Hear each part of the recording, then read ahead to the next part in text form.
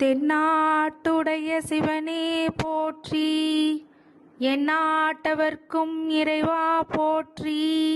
ஓம் விக்னேஸ்வராய நமக.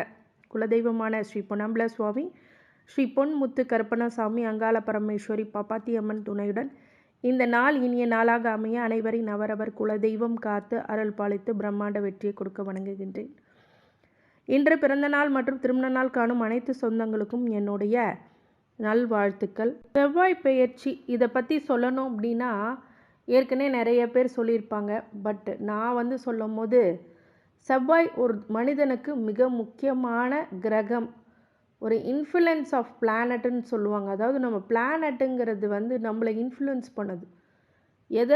எந்தெந்த பெயர்ச்சி நடக்குதோ அந்த பெயர்ச்சிக்கு தகுந்த மாதிரி தன்னுடைய வாழ்க்கை நிலையை மாற்றி காண்பிக்கக்கூடிய ஒரே திறன் கிரகத்துக்கு மட்டுமே இருக்கிறது தான், மாற்று கருத்துக்கு இல்லை. அந்த செவ்வாய் கிரகமானது ஒருத்தருக்கு கவர்மெண்ட் ஜாப் வேணும் அப்படின்னு கேட்டிங்கன்னு வச்சுக்கோங்க, செவ்வாய் நல்ல நிலையில் இருக்கணும். அதிகார பதவி அப்படின்னு சொல்லும் போது செவ்வாய் நல்ல இடத்துல இருக்கணும்.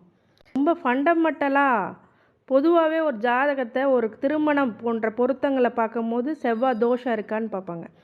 அந்த செவ்வாய் தோஷம் இருந்ததுன்னா செவ்வாய் தோஷம் உள்ள பெண்ணுக்கு மட்டுமே திருமணம் செய்வார்கள்.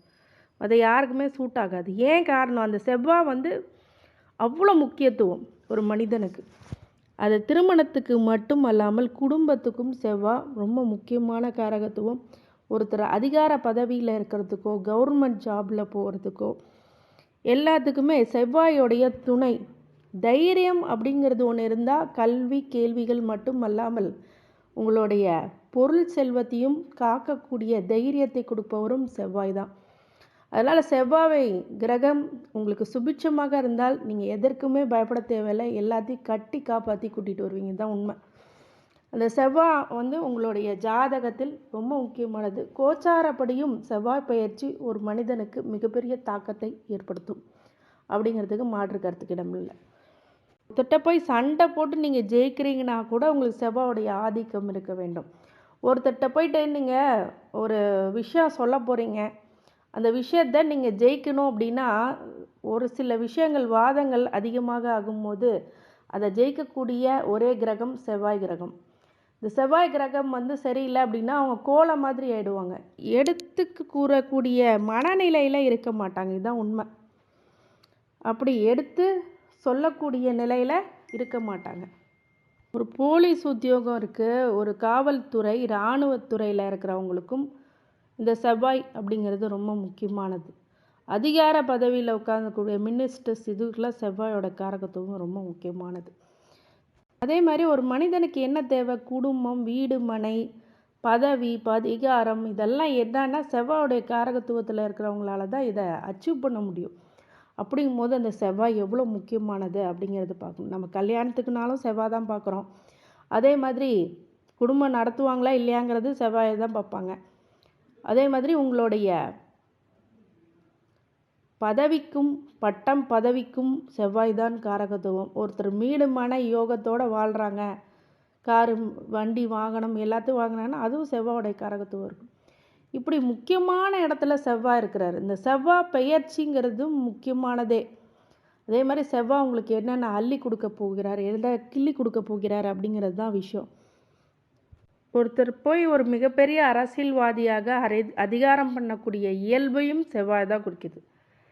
நிறைய பேர் இப்போ அரசியல் போன்ற நல்ல விஷயங்களில் இளைஞர்களும் முன்னிருந்து வந்திருக்கிறதுக்கு காரணம் செவ்வாயுடைய காரகத்துவமும் ஒரு காரணம். அப்படிப்பட்ட செவ்வாயானது மார்ச் 15 அன்று மகர ராசியில் உச்சம் பெற்ற செவ்வாய் கும்பராசிக்கு செல்கிறார். ஏப்ரல் 22 வரை கும்பராசியில் சஞ்சாரிக்க போகின்றார். அது வரைக்கும் எப்படிப்பட்ட பலன்கள் ஒவ்வொரு ராசிக்கும் கொடுக்க போகிறார் அப்படிங்கிறது தான் விஷயம். இங்கே சாதக பாதக பலன்கள் என்ன, இந்த செவ்வாய் நாள் எப்படிப்பட்ட தாக்கத்தை ஏற்படுத்தும் அப்படிங்கிறத பற்றி விரிவாக காணலாம். ஏற்கனவே சப்ஸ்கிரைப் பண்ணியிருந்தீங்க அப்படின்னா நிறைய பேர்த்துக்கு ஷேர் பண்ணுங்கள் இந்த வீடியோ. அவங்களுக்கு ஒரு உபயோகமான தகவலை நீங்கள் பயன்பாட்டிற்கு கொடுக்கிறீர்கள். இது ஒரு மிகப்பெரிய நல்ல செயல். அதே மாதிரி ஏன்னா ஒரு பயனுள்ள தகவல் ஒருத்தருக்கு போய் சேரும்போது அதில் நன்மை ஏதாவது அவங்களுக்கு நடந்ததுன்னா அதுவே ஒரு மிகப்பெரிய ஒரு பிராப்தம், புண்ணியம் அப்படிங்கிறது உண்டு. அதே மாதிரி சப்ஸ்கிரைப் பண்ணாமல் இருந்தீங்க அப்படின்னா சப்ஸ்கிரைப் பண்ணிக்கோங்க. உங்கள் பெல் ஐக்கானை ப்ரெஸ் பண்ணி நோட்டிஃபிகேஷன் பேனலை ஆன் பண்ணிக்கோங்க. தொடர்ந்து வருகின்ற அனைத்து வீடியோஸும் உங்களுடைய பார்வைக்கு கண்முன்.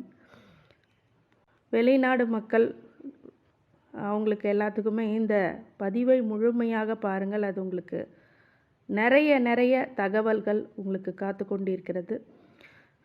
மாலை 6:22க்கு செவ்வாய்க்கிழமை 15 மார்ச் வெள்ளிக்கிழமை மாலை 6:22க்கு பயிற்சி ஆகிறார். கும்பராசிக்கு சனியால் ஆளப்படுமான கும்பராசிக்கு நுழைகிறார். மேஷம் மீது கும்பத்தில் செவ்வாய் பயிற்சியினுடைய தாக்கம் அப்படி என்பது 11ஆம் வீட்டில் நிகழும் மற்றும் நல்ல பலனை தரக்கூடியதாக. உங்கள் செயல்களிலும் வார்த்தைகளும் நீங்கள் தைரியமாகவும் மழுப்பலாகவும் இருப்பீங்க. நீங்கள் செய்யக்கூடிய செயலில் கவனம் செலுத்துங்க. அதிக ஆற்றுடன் நீங்கள் விரும்பிய முடிவுகளை அடையக்கூடிய காலகட்டம் அப்படின்னு சொல்லலாம். செவ்வாய் கிரகத்தினுடைய கணிப்புப்படி உங்கள் எதிரிகள் உங்களை எதிர்த்து கொள்ள துணிய மாட்டார்கள். ஏன்னா அவங்க கை இப்போது ஓங்காது. அவங்க பிரச்சனையை விட்டு விலக தான் பார்ப்பாங்க. அவர்கள் முயற்சித்தால் அவர்களை தோற்கடிக்கப்படுவார்கள். எனினும் அதுக்கு மீறி ஒரு முயற்சி எடுத்தாங்கன்னா கண்டிப்பாக தோற்றுருவாங்க. வெற்றியை நீங்கள் ஒரு குறுக்கு வழியில் போய் ஜெயிச்சிடலாம் அப்படின்னு நீங்கள் நினச்சிங்கன்னா சில ஆரம்ப ஆதாயங்களே இருக்கலாம். ஆனால் நீங்கள் புத்திசாலித்தனமாக இருந்தால் மட்டுமே அது ஒரு நல்ல பலன்களை உங்களுக்கு கொடுக்கும். எந்த விலகலையும் தவிர்க்க வேண்டும். நிலுவையில் உள்ள சில முக்கியமான பணி அப்படிங்கிறதெல்லாம் அவங்களுக்கு சாதகமாக முடியும். பிடிவாதமாக இருக்கிறத கொஞ்சம் தவிர்த்து வருவது மிகப்பெரிய நல்ல பலன்களை கொடுக்கும். இல்லை என்றால் அது சிக்கல்களுக்கு வழி வகுக்கும் அப்படிங்கிறத சொல்லணும். உங்கள் பிள்ளைகளுக்கு உங்கள் கவனம் தேவைப்படலாம் என்றதுனால அவர்களை சுற்றி இருங்கள். உடற்பயிற்சி போன்ற உங்களுக்கு ஒரு முழு ஆசீர்வாதமாக மாறும் அப்படின்னு சொல்லலாம். ஏன்னா அது உடல்நிலையில் தான் பாதிப்பு ஏற்படுத்தும். அதனால் ஆரோக்கியமான மனநிலையும் உடல்நிலையும் வச்சுக்கிறது ரொம்ப நல்லதை கொடுக்கும். அதே மாதிரி செவ்வாய் 11ஆம் இடத்துல இருக்கும்போது லாபத்தை அள்ளி கொடுக்கக்கூடிய இடத்தில் இருக்கும்போது தொழில் மூலியமாக எடுக்கின்ற முடிவுகள் மிகப்பெரிய அளவில் வெற்றி பெறக்கூடிய சாமர்த்தியம் அப்படிங்கிறது ஏற்படும். கடவுளுடைய முழு அனுகிரகம் உங்களுக்கு மேஷராசிக்காரங்களுக்கு இருக்குது. ஏன்னா உங்களுக்கு ராசி அதிபதியே அவர் தான். அவர் உங்களுக்கு 11ஆம் இடத்துல வர்றது மிகப்பெரிய லாபம்தான். சனியும் 11ஆம் இடத்துல லாபத்துக்கு வருது. குருவும் நல்ல இடத்துக்கு வராரு. செவ்வாயும் நல்ல இடத்துக்கு வராரு. நல்லதே நடக்கும் அப்படிங்கிறது தான் உண்மை. சிறப்பான தருணம் அப்படின்னு சொல்லலாம் மேஷராசிக்கு எல்லா வகையிலுமே ஒரு வெற்றிகளை கொடுக்கக்கூடியதை. எதிரிகள்லாம் நவந்து போயிடுவாங்க உங்களை விட்டு. அவங்கள அடித்து நம்ம ஏன் காயப்படுத்திக்கிட்டு இருக்கோம் அப்படின்னு நம்ம காயப்படுத்திகிட்டு இருக்கோங்கிறத உணர்வாங்க. அதுக்கான காலகட்டம். உங்கள்கிட்ட ஏற்கனவே தொல்லை கொடுத்துட்டு வந்தவங்களாம் அவங்களாவே தன்னை போல் விலகுவாங்க. சூரியனை கண்ட பனி போல தன்னை போல் விலகக்கூடிய பிரச்சனைகள் இப்போது மறைந்து விழும் அப்படிங்கிறது தான் விஷயம். நிறைய பேர் இந்த காலகட்டத்தில் வெற்றி அப்படிங்கிறது ரொம்ப அதிகமாக இருக்கும். உங்கள் உழைப்புக்கேற்ற பலன்கள் ஏற்படும். நிறைய விஷயம் உங்கள் பிள்ளைங்களுக்கு சொல்லி கொடுப்பீங்க. அவங்கள வழி நடத்துவீங்க. நிறைய சாதனை புரிவீங்க. ஏன்னா சோதனையே சந்திச்சுட்டு இருந்த மேஷ ராசிக்கு இப்போது சாதனைகளை படைக்கக்கூடிய காலகட்டமாக இந்த காலகட்டம் கண்டிப்பாக அமையும் அப்படிங்கிறதுக்கு மாற்று கருத்துக்கு இடமல்ல. பொதுவாகவே மேஷராசிக்காரங்க செவ்வாயோட ஆளுமை கிரகத்தோட ஒரு காரகத்துவத்தில் இருக்கிற நீங்கள் செவ்வாய்க்கிழமைகளில் செவ்வாய் ஹோரையில் விளக்கேற்றி வருவது மிகப்பெரிய வெற்றி கிடைக்கும் அப்படிங்கிறது மாற்று கருத்து இல்லை. சரிங்க, செவ்வாய்க்கிழமை செவ்வாய் ஹோரையில் விளக்கேற்றுறேன். என்ன விளக்கேற்றணும்? கண்டிப்பாக செவ்வாழை இருக்கு இல்லையா, அதில் செவ்வாழையில் நடுவில் ஒரு சின்ன பீஸ் மட்டும் கட் பண்ணி அதில் நெய் ஊற்றி விளக்கேற்றி வாருங்கள்.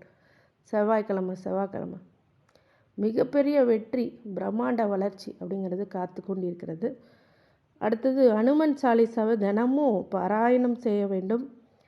அது இல்லாமல் குலதெய்வ வழிபாடு முக்கியமானது அப்படின்னு சொல்லி இந்த மேஷ ராசிக்காரங்க இந்த செவ்வாய் பெயர்ச்சி மிகுந்த வெற்றியும் நல்ல பிரம்மாண்ட வளர்ச்சியும் வாழ்க்கையோட வளமும் நலமும் ஐஸ்வர்யங்களும் சகல சௌபாக்கியங்களும் மன நிம்மதியும் மனோதைரியத்தையும் ஆரோக்கியத்தை கொடுக்க வேண்டும் என்று என் பெருமான் மகாஈஸ்வரனை வேண்டி வணங்குகின்றேன். வாழ்க வளமுடன். திருச்சி.